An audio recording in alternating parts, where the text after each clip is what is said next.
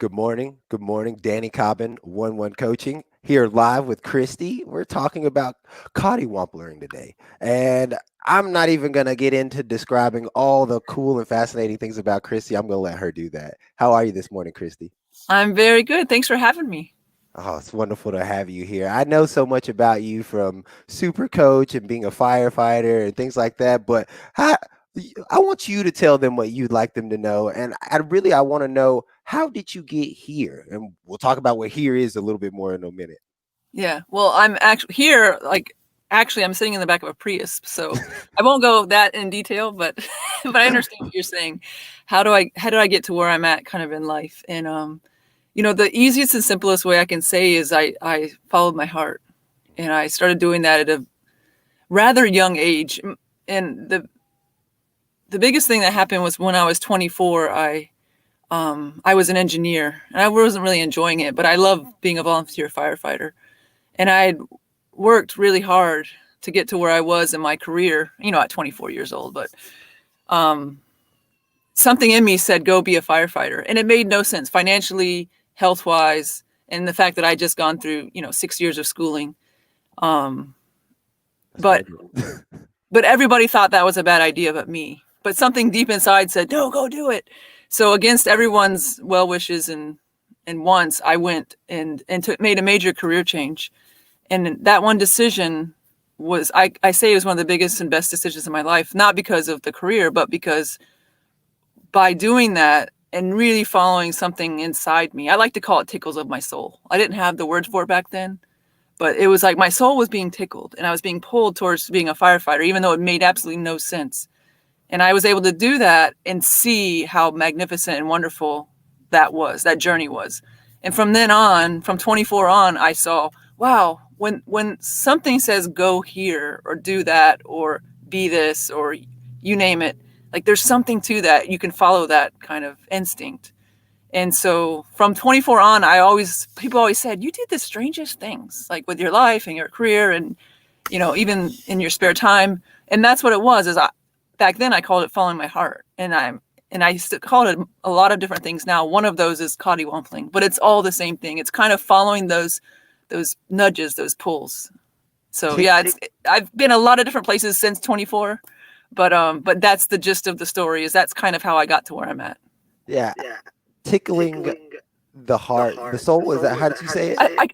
This came up a year or so ago. It's like a tickle of the soul. Like your soul's being tickled to like pull you somewhere. I love that. I actually didn't know you were an engineer at any point. Yeah, So that's, that's what I went to university for. I have a master's in mechanical engineering. oh wow. Like I just Yeah. knew you as the firefighter that was a public speaker and just living your life to, like, I want to say you just kind of sort of go out there and whatever shows up, you're like, oh, let's do it. Yeah, exactly. Like it's, and that's how so many of us want to kind of sort of live our lives before we get to like living that life as you are now at 24. What were some of the things, if you can remember, what were some of the things that were coming up for you when you made that transition or you made that leap? Well, building up to that, it was things were happening in my life that were like miraculous, that kept pointing me towards firefighting. And it's a long old story. I won't tell the whole thing. But you know that the joke about the guy in the flood sitting on a roof of a house and he's like waiting for God to send him to rescue him, and like the helicopter comes, the boat comes, the guy on the surfboard comes, and like he keeps saying, no, no, God's gonna save me. Well, that joke happened in real life to me with firefighting way before I was 24. It was when I was still in my bachelor's degree.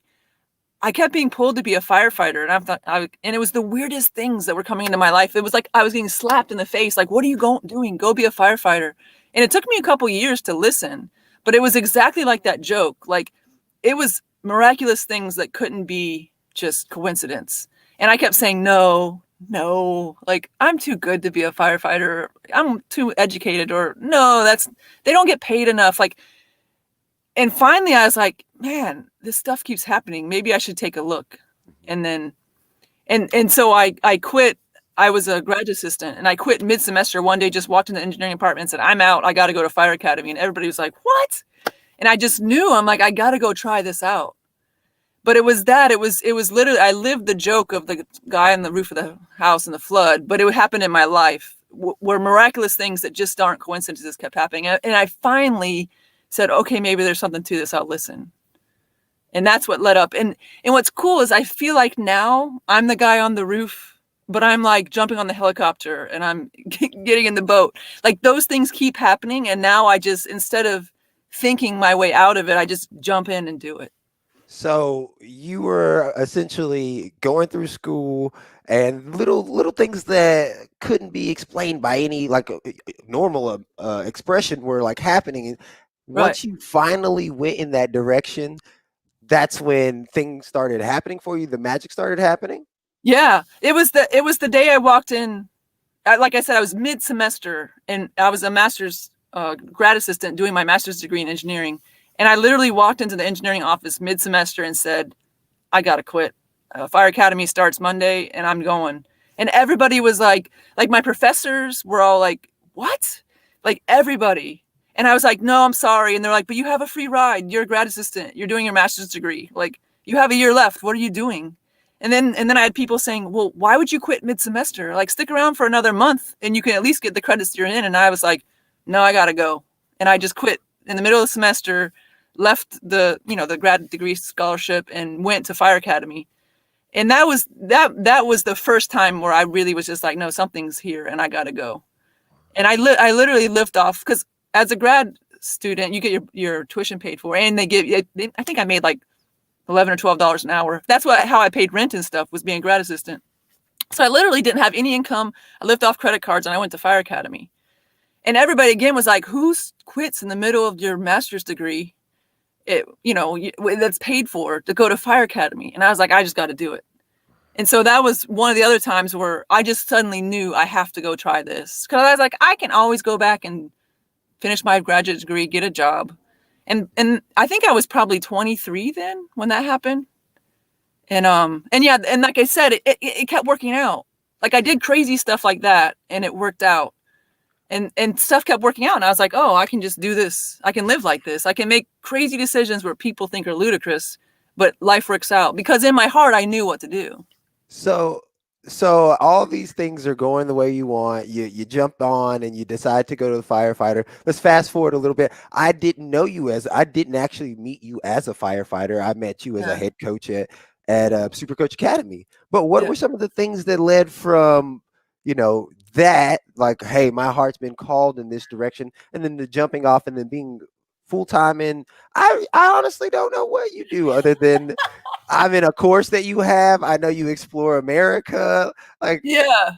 Well, yeah. So fast forward from 24 to 38. So from 24 to 38, I was a full-time firefighter.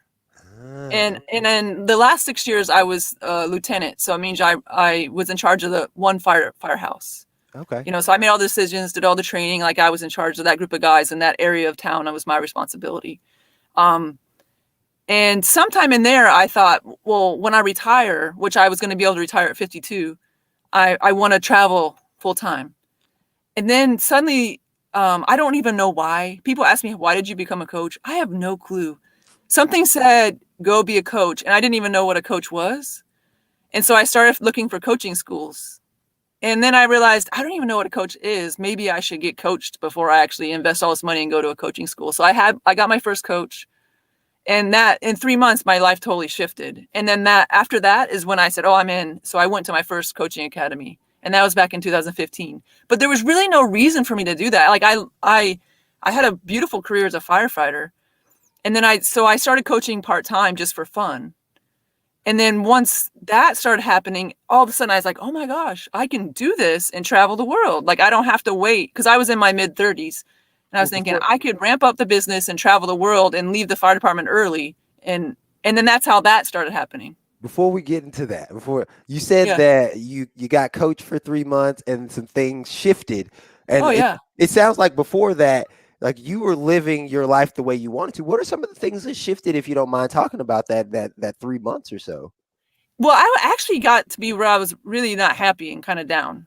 And that time in life, I got really sick. A lot of people don't know that either. I had a really awful autoimmune disease where they didn't know what it was. There was no cure. I had to get my blood tested every 3 to 6 months just to make sure I didn't go into organ failure. Oh, Because they were like, well, this is going to start attacking your kidneys or your liver. And there was no hope for it. They were just like, we don't know what it is. Sorry. And so I had that going on. And then my mom got diagnosed with stage 4 cancer. And then 2 people at the fire department passed away in quick succession. And I was well, one passed away and one got really sick. And I was the president of the Benevolent Association. So I had to deal with all that. And it just got to be so much. I was just like, I'm done. So I was actually in a really low point in life. And that's when I was researching coaching schools. And I was like, maybe I should hire some of these people, because I didn't even know what a coach did. Yeah. So that's when I hired my first coach. And within 3 months, I went from thinking this freaking life sucks, like being pretty down, to like really just getting my spark back. And then after that experience with him for 3 months, that's when I went and said, oh, I'm not going to wait to go to coaching school. I want to go now. And within a few months, I was enrolled in coaching school and went through a year-long program. And then after that's when I started coaching for fun. I was a full-time firefighter coaching on the side, Yeah. So that's that story. So like where we are now, engineer when you're in college, jump out of engineering in the midst of college saying something's pulling me in this direction. Let me go be a firefighter. Start changing lives, as changed your own life over the course of a few years. And then some life tragedy happens. Some things come and you get that inkling to do something else. Right. And since you've already started hopping on the helicopter or whatever, every time something comes along, you're like, well, this seems like one to hop on now. And so you're saying from whatever age that was where you went to coaching school to now, what are some of the things that, like, what is coddiwompler? How do you say the word? That's coddiwompling. Coddiwompling. What is that specifically? And then what are some ways that you've seen that like play out? Like, it sounds like it's been playing out your whole life, but are there some more specific ways? Because you said you started putting some words and meanings behind some of the things you've always experienced. Yeah. So coddiwompling, it's so funny. It's almost like the love of my life. Like I remember the moment we were introduced. I was actually in Texas. I know, right? I was I think it was on the beach. I was in my old camper and it was I remember I opened up Facebook and somebody had a picture of it said coddiwompling, traveling purposely towards unknown destinations, something like that. And I remember reading it like, oh my gosh. Like I read it and it like struck me. And it was when I had the idea to live like this, but I hadn't bought anything. I hadn't bought the Airstream. And I thought, that is the name of my Airstream. And I have to find her. Like she's out there somewhere, as in Coddiwomple, the name of my Airstream. And I'm like, now I have to find her. And so I started this hunt to find Coddiwomple. And now I live in Coddiwomple, which is my Airstream. But that day in Texas on the beach, when I saw that word Coddiwomple, it literally was like I had just seen the light. And it was traveling purposely towards destinations unknown. And so since that point, which I think that was in 16 or 17, it was, I can't remember. But when I saw that word, I like knew that that's how I wanted to live, like totally live. And by November of 17, I had sold my house and everything I owned, had the Airstream, had the truck. The Airstream I still live in. Her name is Coddiwomple. I call her Coddy for short. But I started living. I didn't see it as a way of life, as in all my life, like everything, relationships, business, you name it. I saw it as, well, I do life. And then I also Coddiwomple in my Airstream. Like I travel around. So when I left in November of 17 in Coddiwomple and went out into the open water, I decided, well, I'm going to do this experiment. I'm only going to live when I'm drawn to live, where I'm drawn to live. Like I'm not going to go out and find places to go. I'm going to wait until I know where to go. And I started living like that. It was all by instinct. And I went across from Florida to California and up the coast, like into Canada.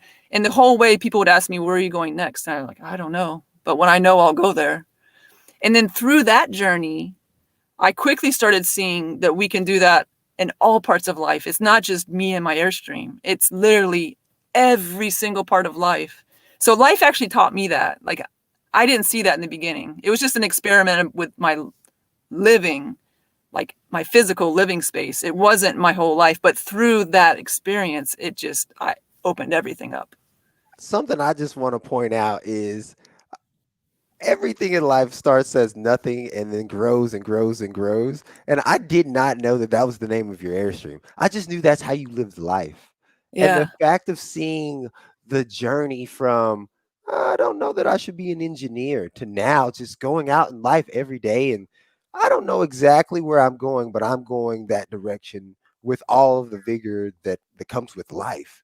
Yeah. Where has some like, we're getting out of here in just a second, but where are some of the things, where are some of the places, not some of the things, where are some of the places that you've seen it take you? Well, man, that's a big question because you mean places like metaphorically or places like physically? Both. That's the cool thing about you is Yeah.